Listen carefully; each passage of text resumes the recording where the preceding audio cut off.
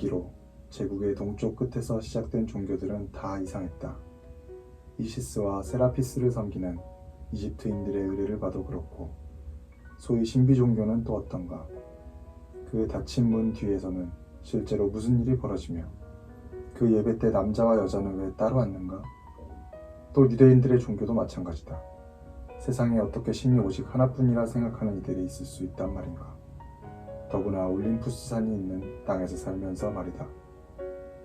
하지만 니가노르는 에라스도가 이제 받아들인 이 동쪽 종교의 신조인 듯한 것과 비교해보면 그런 종교들이 오히려 정상으로 보인다는 사실을 인정하지 않을 수 없었다.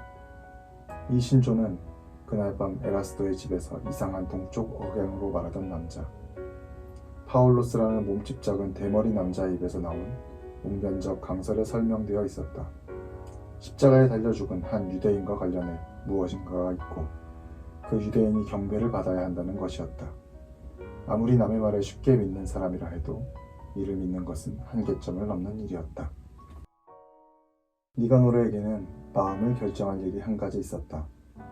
또 다른 조연관 후보인 마르쿠스 아우렐리우스 아이밀리아누스가 얼마 전 니가노르에게 접근해 왔다. 팔레르노산 최고급 포도주 잔 너머에서 마르쿠스는 니가노르에게 말했다.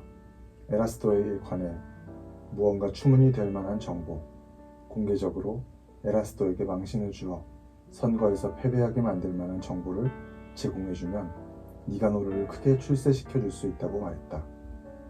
현재로서는 확실히 에라스도가 유력한 후보이고 아우렐리우스가 에라스도를 따라잡으려 애쓰는 상황이었다.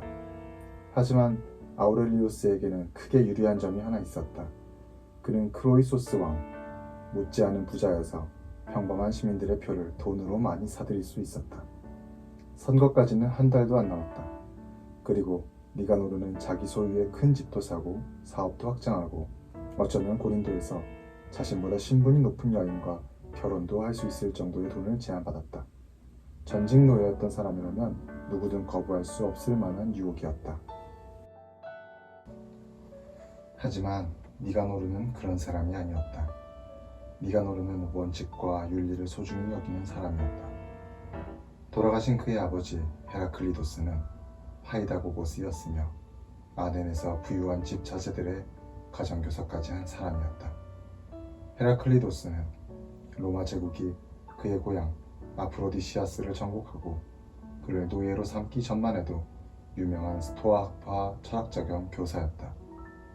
지식과 지혜를 겸비한 데다가 몇 가지 언어를 읽고 쓸 줄 아는 능력을 높이 평가받은 헤라클리도스는 고린도로 끌려와 노예시장에서 꽤 큰 액수의 은화에 아덴의 한 부잣집으로 팔려갔다.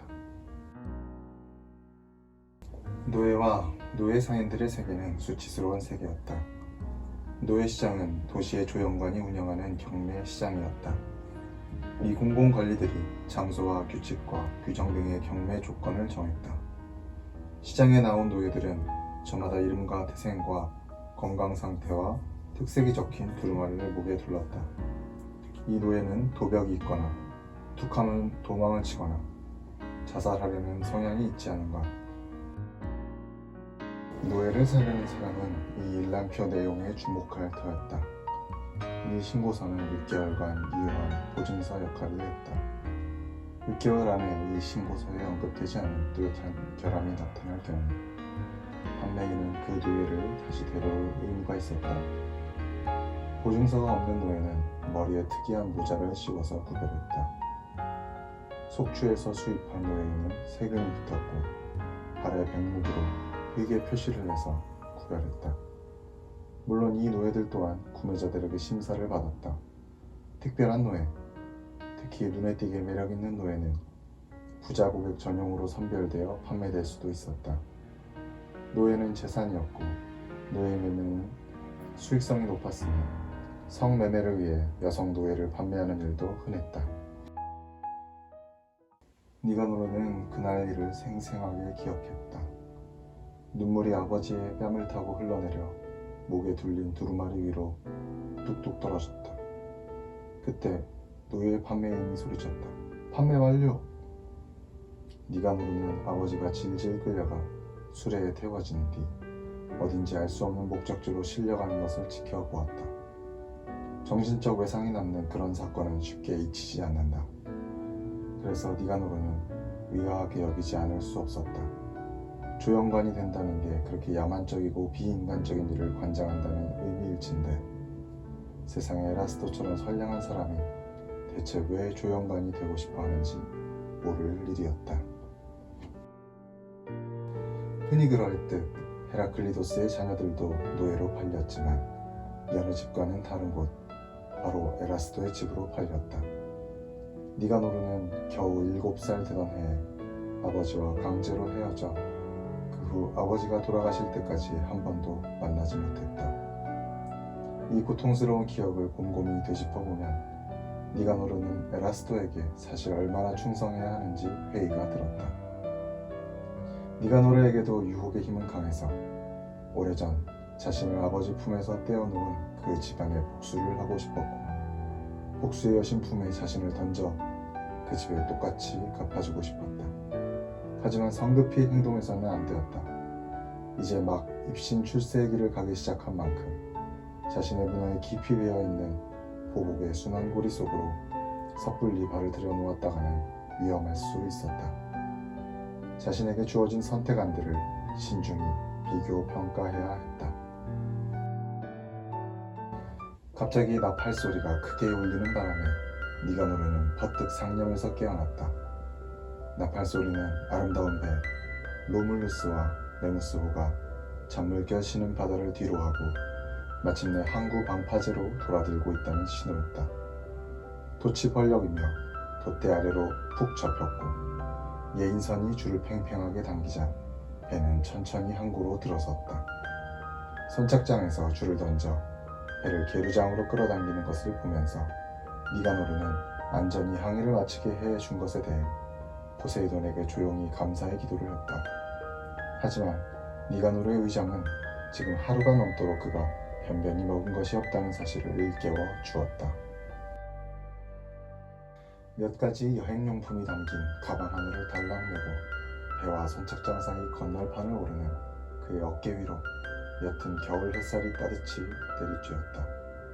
왼쪽 언덕에서 안개가 부드럽게 피어오르고 있었고 고린도로 가려면 그 언덕에서 길을 찾아야 했다. 선착장에는 포도주 암포라가 이제 막 배에서 부려져 있었다. 방금 휴가를 받은 선원들은 곧 부둣가 타베르나로 향했다. 로마 군인들은 통행료 요금소를 감시했다.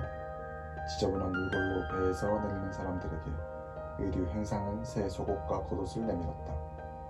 이른 아침 장사를 좀 해볼까 하는 내춘부들은 배에서 내리는 남자들이 뭘 원하는지 다 안다는 듯한 미소를 흘리며 서성거리고 있었다.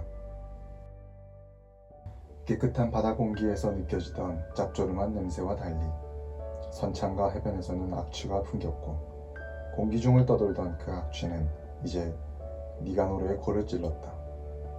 배에서 내리는 사람들에게서 나는 취침만이 아니라 사람 몸에서 나는 강한 땀 냄새, 음식 찌꺼기 썩는 냄새, 그리고 생선 장수의 노점에 쌓인 해산물 부스러기들이 지나치게 발효된 데서 나는 냄새였다. 그 순간에도 생선 장수는 3m 남짓 떨어져 있는 작은 어선에서 갓 잡은 물고기들을 내리고 있었다. 그에 못지않게 강하고 자극적인 냄새가 악취와 겹쳤는데 그것은 길 건너편 향신료 시장에서 풍겨오는 냄새였다. 그곳에서는 온갖 종류의 모략, 유향, 상처 따위에 바르는 기름, 순전한 나드, 그 외 향료들을 다 구할 수 있었다. 요즘엔 배에서 내려 내지로 들어가기에 앞서 이 가게로 곧장 오곤 하는 이들도 있었다. 목욕을 하거나 씻을 시간이 없다는 것을 알고 있는 이들은 나드나 그 밖에 향이 강한 향료를 담은 작은 병을 목에 걸고 다님으로써 몸에서 나는 악취를 감췄다. 순전한 나드는 아주 가장 값비싼 향료로서 오늘날 사람들은 모를 수도 있겠지만 그 무렵 이곳에 들어와 살기 시작한 사람들과 여행자들 중 비교적 부유한 사람들에게는 이 시대에 벌써 팔리고 있었다. 니가노르는 머릿속에 기록해두었다. 언젠가 한번 투자할 수도 있는 사업이 여기 있다고 말이다. 니가노르는 부두에서 100m쯤 벗어나자마자 길거리 행상에게서 작은 빵 한 덩이와 올리브, 무화과를 조금 산 뒤 고린도 구시가와 아크로코린트 사이 언덕 위에 자리 잡은 빌라들 쪽으로 길을 잡았다. 하늘엔 구름 한 점 없었고 지금까지는 모든 것이 징조가 좋아 보였다. 이제 막 하루가 시작되었는데 이른 아침 장사가 저마다 그렇게 한창이었다. 니가노르는 이미 하루 정도가 늦었음을 깨달았다. 에라스도는 이번 거래 결과를 초조히 기다리고 있을 터였다. 그는 시간을 철저히 지키는 사람이어서 지금 시간이면 아마 동틀 무렵부터 집 앞에 장사진을 치기 시작한 노예들과 친구들과 고객들을 차례로 만나 일 처리를 마무리하고 있을 것이다. 아침 업무를 마치면 말에 올라 포도원과 올리브 숲을 점검할 텐데 그 전에 그를 만나야 했다. 빵과 올리브를 허겁지겁 씹어 삼키며 걸음의 속도를 내는 니가노르의 얼굴에 환하게 미소가 번졌다. 마른 땅에 다시 발을 디디니 좋았다. 정말 너무 좋았다. 하지만 에라스도의 집까지는 거의 16km를 걸어야 했으므로 쉴 틈 없이 가야 했다.